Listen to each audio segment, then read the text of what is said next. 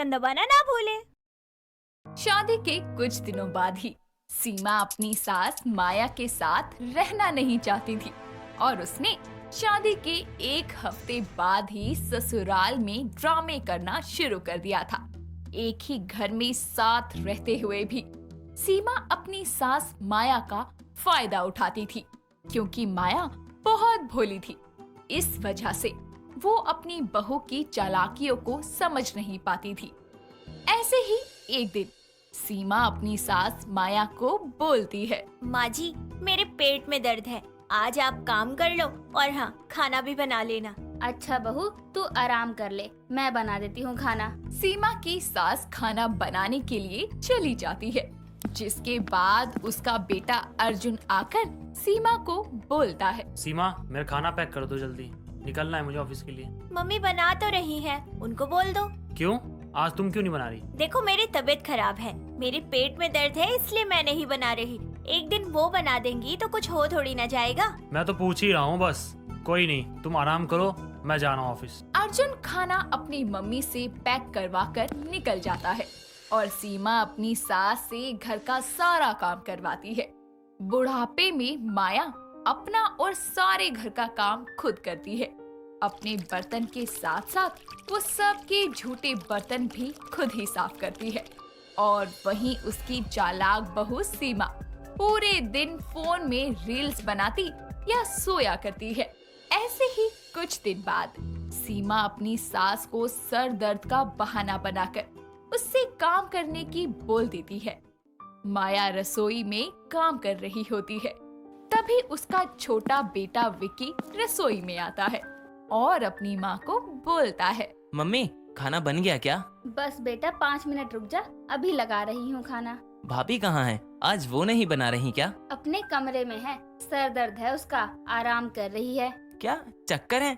कभी सर दर्द, कभी कमर दर्द, तो कभी पेट दर्द। चलो ठीक है, आप खाना टेबल पर रख देना, मैं हाथ मुंह धोकर आता हूँ। विकी हाथ मुंह धोकर खाना खाने के लिए बैठ जाता है और खाना खाकर अपनी भाभी के कमरे में जाता है तो अपनी भाभी को रील्स बनाते हुए देखता है और तभी वो थोड़े बेरुखे लहजे में बोलता है, भाभी, तुम्हारे तो सर दर्द हो रहा था और अब रील्स बना रही हो, लेकिन खाना नहीं बन रहा था तुमसे। ओ अच्छा, माँ के सिखाए पर चल रहे हो।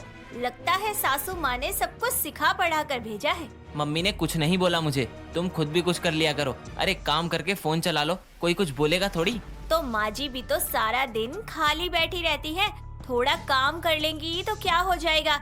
इस उम्र में अगर ऐसे ही बैठी रही ना तो उनके हाथ पैर जाम हो जाएंगे, और वो इतनी भी बड़ी उम्र की नहीं हो गई हैं कि थोड़ा बहुत काम कर लेंगी तो उनकी तबीयत खराब हो जाएगी। सामने वाली पड़ोसन मनीषा अपनी खिड़की से सब देखती रहती है और साथ वाली पड़ोसन कमला को अपनी छत से माया के घर की सारी बातें बताते हुए बोलती है, माया की बहू जब से आई है तब से कोई काम नहीं करती। रोजपति के जाने के बाद बेचारी अपनी भोली सास माया से काम करवाती है। बेचारी सीधी सादी सी है माया, उसका पूरा फायदा उठाती है ये चालाक बहू। हाँ, बड़ी चालाक बहू है माया की। और क्या, अरे बेचारी अपने कपड़े भी खुद धोती है और बहू दिन भर घर में पड़ी रहती है बस। पति तो गुलाम है अपनी बीवी का, तो कुछ बोलता ही नहीं। अरे आजकल तो पता नहीं कैसी कैसी बहुएं आ रही हैं, न जाने हमारी बहू कैसी आएगी। कुछ बात बेटे पर भी डिपेंड करती है, पता नहीं कैसा जमाना आ गया है। चलो मैं काम कराऊं, सारा काम पड़ा हुआ है। ऐसे ही दिन गुजरता है। रात से माया अपने कमरे में आराम कर रही होती है और सुबह तक उसकी नींद नहीं खुलती। तभी सीमा उसके कमरे में जाकर बोलती है, मम्मी जी, सुबह हो गई है, आप उठी नहीं अभी तक। वैसे तो आप रोज उठ जाती हैं। देखो ना, सारा घर फैला हुआ है, आपने कोई काम नहीं किया। रोज तो इस वक्त तक आप सारा काम कर लेती हैं। बहू, मेरी तबीयत ठीक नहीं लग रही। सब समझती हूँ मैं, आपके ये काम ना करने के बहाने। आने दो आज आप अपने बेटे को, फिर बताऊंगी मैं कि कैसे आप सारा दिन महारानी की तरह बस हुक्म चलाती हैं और सारा काम मुझसे करवाती हैं। बहू थोड़ी नौकरानी लेकर आई है ना आप तो शादी करके। सीमा की आवाज सुनकर वहाँ विक्की आता है और अपनी भाभी को अपनी माँ पर ऐसे चिल्लाता देखकर बोलता है, क्या हो गया? क्या बोले जा रही हो भाभी? और मम्मी काम करती तो हैं। वैसे भी तुम इस घर की बहू हो, तुम्हारा फर्ज है सास की सेवा करना। लेकिन तुम तो सास से ही सेवा करवाती रहती हो। ओ माँ के चमचे, कम बोला कर, समझा? भाभी हूँ मैं तेरी, कम ही बोला करो मेरे आगे, वरना तुम्हारे भैया को बता दूंगी ना तो फिर तुम्हारा बुरा हाल हो जाएगा। जब देखो अपनी माँ का सिखाया ही बोलता रहता है। ज्यादा बोलने की जरूरत नहीं है, भाभी होंगी आप अपनी जगह, मेरी माँ को कुछ बोलने की जरूरत नहीं है। घर में बहू तुम हो तो तुम ही बनाओगी खाना। ज्यादा भोली सास मिली है तुमको तो उसका फायदा मत उठाओ।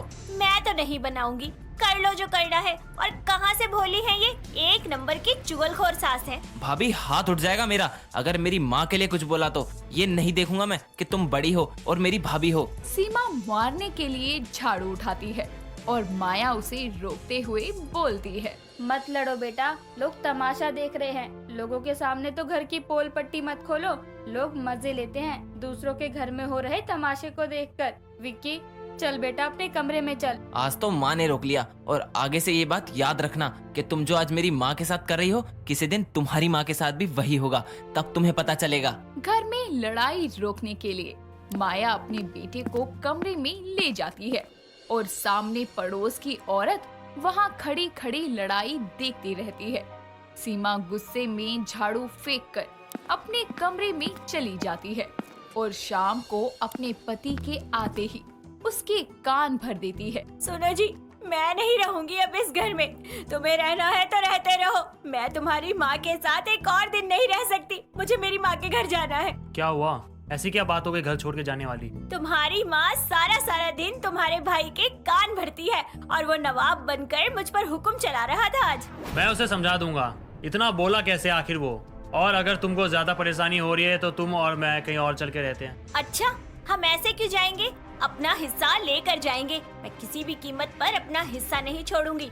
बोल देना अपनी माँ और भाई से कि कल से अपना खाना अलग बनाए और मैं अपना अलग बनाऊंगी। मुझे उन दोनों से कोई मतलब नहीं है। हाँ ठीक है, मैं बोल दूंगा उनको। अर्जुन अपनी माँ को अपनी बीवी की बोली बातें बताने चला जाता है और खिड़की से सब सुन रही मनीषा पड़ोसन साथ वाली कमला को सारी बातें बताती हुई बोलती है, आज तो बहुत तेज लड़ाई हो रही थी। देवर भाभी को बोलने आया होगा कि माँ की तबीयत खराब है, काम कर लिया करो, बस इसलिए उससे लड़ने लग गई होगी। मुझे तो माया की बहू ना एक नजर नहीं भाती। इतनी गंदी सी है वो और इतना बनती है।